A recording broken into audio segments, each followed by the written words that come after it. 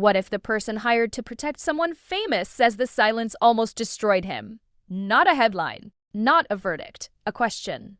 Because this story doesn't begin with proof. It begins with a man at the end of his life looking back, asking himself whether keeping quiet was loyalty or a mistake he can no longer carry.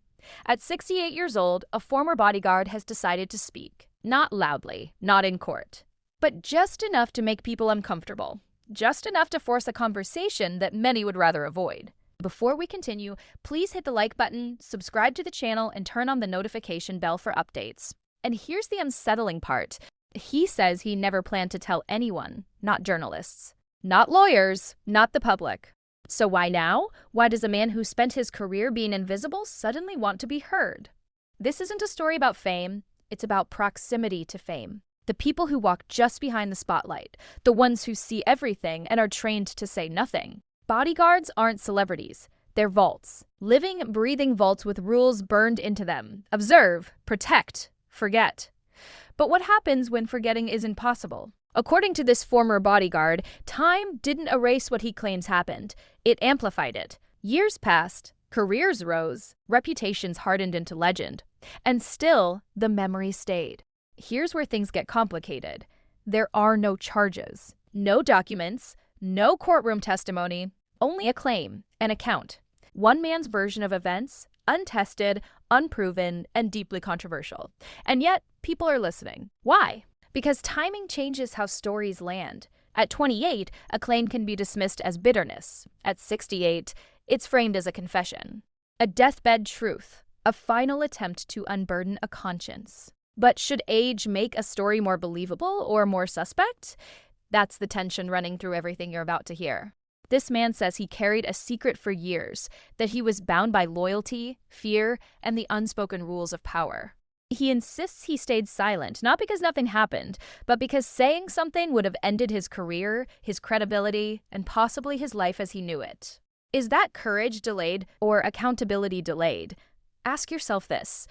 If you were hired to protect someone powerful, where would your loyalty end?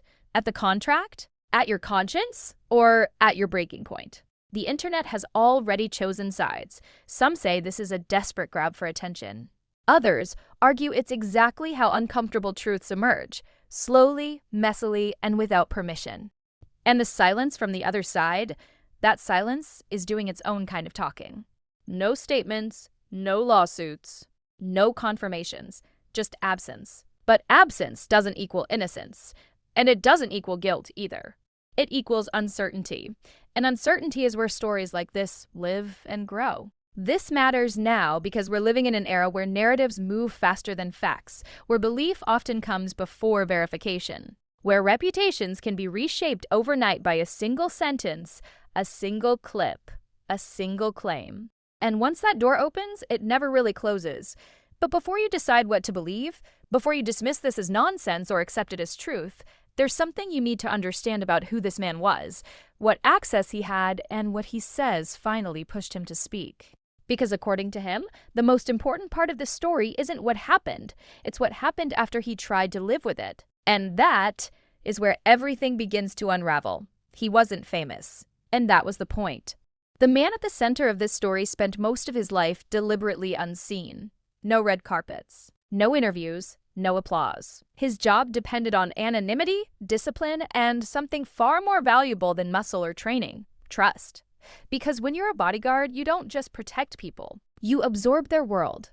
You hear conversations never meant to be remembered.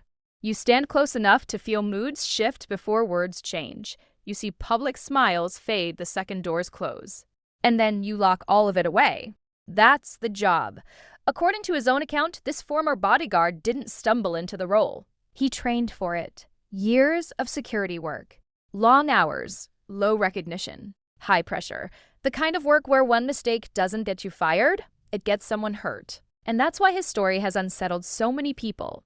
Not because of what he alleges, but because of where he stood when he says it happened. He wasn't a fan. He wasn't an outsider. He wasn't a stranger passing by with a camera phone. He was inside the bubble. Close enough to know schedules before they were public. Close enough to notice changes in routine. Close enough to see moments no one else ever would. And yet, even with that access, his life followed a familiar pattern after his security work ended. No media circuit. No tell-all book. No explosive interviews. Just silence. Years of it. Which raises an uncomfortable question. If someone wanted attention, why wait this long? This is where opinions start to split. Some say time dulls memory, that stories grow sharper, not truer, with repetition in the mind. That regret can reshape events until belief replaces fact. Others argue the opposite. That time strips away fear. That when careers are over and reputations already set, truth finally has room to breathe. So which is it here? What complicates everything is that bodyguards don't just sign contracts. They inherit consequences. Speaking out doesn't just risk lawsuits. It risks being blacklisted, discredited, or quietly erased from future work. And this man knew that. He claims he weighed that cost every day, that each year of silence felt safer on the outside and heavier on the inside. That the secret didn't fade, it fermented. Here's something most people don't realize. In high-profile protection work, silence isn't optional. It's cultural. You don't tell stories. You don't explain. You don't clarify. Even after the job ends, the rule follows you. Break it once, and no one trusts you again. Which brings us to a contradiction that sits at the heart of this story. If he's lying, why break the one rule that defined his entire career? And if he's telling the truth, why break it now? He hasn't released evidence. He hasn't filed legal claims. He hasn't named witnesses. That absence frustrates critics and fuels supporters. Because this isn't a case. It's a confession without a courtroom. And confessions are dangerous things. They don't require permission. They don't wait for validation. They don't arrive neatly packaged with proof. They arrive messy, emotional, inconvenient. According to him, what finally pushed him wasn't money or fame. It was age. The realization that time was no longer on his side, and that carrying the story to the grave felt like a different kind of betrayal. Not of a person, but of himself. Still, there's another layer few are talking about. When someone in his position speaks, the reaction isn't neutral. Silence is interpreted. Motives are assigned. And the louder the internet gets, the quieter the truth can become. Which leads to the most unsettling part of his account. Because he says the hardest part wasn't what he claims happened during his time on the job, it was what happened afterward. The isolation, the self-doubt. The moment he realized that even thinking about speaking might cost him everything he had left, and according to him, there was a specific incident, one moment, that convinced him silence was no longer survivable. But what that moment was, and why it mattered so much, is where the story takes a turn no one expected. He says there was a moment when the silence stopped feeling protective and started feeling dangerous. Not dangerous in a dramatic movie scene way. No threats, no warnings, just a slow, creeping realization that carrying the story was changing him. Quietly, permanently. Here's what makes this chapter different from everything that came before it. This is no longer about proximity or access. This is about aftermath. Because according to the former bodyguard, the hardest part didn't happen during the job. It happened long after it ended. He describes years of replaying events in his head, questioning his own memory, wondering whether staying silent made him complicit in something he didn't yet have language for. And that uncertainty, not the event itself, became the thing he couldn't outrun. Think about that for a moment. How many people live entire lives carrying a version of a story they've never spoken out loud? How many convince themselves that silence equals professionalism, loyalty, maturity, and how many later realize it was fear wearing a better suit? This is where his account becomes uncomfortable for everyone involved, supporters and skeptics alike. Because he doesn't describe a single explosive breakdown, he describes erosion. Sleepless nights, shorter patience, a growing sense that time wasn't healing anything, it was sealing it. According to him, he tried to rationalize it. He told himself it wasn't his place. He told himself no one would believe him anyway. He told himself that power always wins, so why fight it? And for years, those excuses worked, until they didn't. He claims the turning point wasn't media attention or public pressure, it was a private moment. One that forced him to confront the idea that silence isn't neutral. It has consequences. Personal ones. He began to wonder whether keeping quiet was protecting someone else at the cost of himself. Whether loyalty, when taken too far, becomes self-azure. And this is where the story becomes even more divisive, because he insists he never intended to accuse anyone publicly. In fact, he says he avoided that very word. Accusation implies a trial, a demand, a verdict. What he claims he wanted was release, but the public doesn't work that way. The moment a name enters the conversation, especially a global one like Meghan Markle, the story stops belonging to the person who tells it. It becomes a battleground. People demand evidence. They demand timelines. They demand explanations for why nothing was said sooner. And those are fair questions, but here's the contradiction that keeps resurfacing. The same society that tells people to speak up also punishes those who do it imperfectly. Too early, and you're dramatic. Too late, and you're suspicious. Speak emotionally, and you're unstable. Speak calmly, and you're calculated. So where is the safe window? The former bodyguard says he felt trapped between disbelief and backlash, that even considering speaking meant inviting scrutiny he was never trained to withstand. Bodyguards are taught to observe danger, not become the target of it. He also knew something else. Once a story like this surfaces, it can't be unspoken. There are no takebacks, no quiet exits, no returning to anonymity. And that fear, he says, kept him silent far longer than he's proud of. Critics point out the obvious: no contemporaneous report, no corroboration, no paper trail. Supporters counter with another uncomfortable truth: not all experiences leave receipts, especially when the imbalance of power is steep and the cost of speaking feels catastrophic. So where does that leave us? In a gray zone, a place most people don't like to sit, because gray zones don't offer heroes or villains. They offer questions. They force us to examine how stories emerge, why some are believed instantly, and why others are doubted forever. And then there's the response, or lack of one. No formal statement, no public engagement, no attempt to litigate the narrative. Silence again. But this time, it's not just one man being quiet. It's everyone. And silence, when shared, becomes louder. According to the former bodyguard, that shared silence is what finally pushed him to speak at all.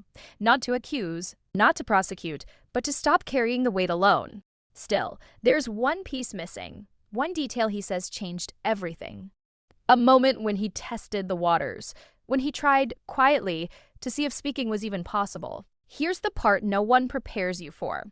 When a story like this reaches its final act, there is no clean ending. No reveal that settles everything. No moment where the truth stands up, raises its hand, and announces itself. Instead, there's a choice. And according to the man at the center of this controversy, that choice haunted him more than the memory itself. He says that in the end, it wasn't about being believed. It was about being done. Done carrying a version of his life that no one else knew.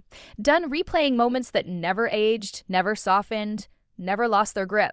Done wondering whether silence had protected someone else while slowly dismantling him. That's the paradox sitting at the heart of this story. Speaking doesn't guarantee justice. Silence doesn't guarantee peace. And sometimes both come with consequences you can't control. By the time he decided to say anything at all, the world he stepped into was unforgiving. Online verdicts formed in seconds. Comment sections hardened into camps. People who had never met him, never worked in security, never lived inside a non-disclosure agreement, suddenly knew exactly what they thought. Too late. Too convenient. Too vague. Others saw something else. A man with nothing left to gain. A career already behind him. A story told without polish, without strategy, without a legal team shaping every word. And that contradiction is why this story refuses to disappear, because it forces a question we're uncomfortable answering. Do we only listen when truth arrives perfectly packaged? Or do we reject imperfect voices because they threaten the stories we already believe? The silence from the other side remains absolute. No confirmation, no denial, no engagement at all. And that silence has become its own Rorschach test. To some, it's dignity. To others, avoidance. To most, it's just another blank space where certainty should be. But certainty is rare in stories like this. What we're left with is not a verdict, but a mirror. A reflection of how we process power, credibility, timing, and fear. How quickly we assign motives. How easily we confuse disbelief with dishonesty. And empathy with endorsement. The former bodyguard says he understands why people doubt him. He says he would too if the roles were reversed. He admits his account raises more questions than it answers. And maybe that's the point. Not every story exists to convince. Some exist to unsettle, to interrupt the neat timelines we prefer. to remind us that human experiences don't always follow rules we're comfortable enforcing. This story began with a question about silence. It ends with one that's harder. If someone tells you they waited too long to speak because they were afraid of losing their livelihood, their reputation, their identity, do you hear an excuse? Or do you hear something familiar? Because silence doesn't always mean nothing happened. Sometimes it means something happened that the world wasn't ready to hear. And sometimes the world still isn't. What you do with that discomfort matters. If you believe every claim without question, you risk injustice. If you dismiss every imperfect story, you risk erasing real harm. The truth often lives between those extremes. So before you rush to a conclusion, ask yourself this: not what you believe about him, not what you believe about her, but what you believe about silence. Because once a story like this is spoken, even quietly, it doesn't go back into the dark. And whether this is the end, or just the beginning, may depend on who else decides they can no longer carry their truth alone.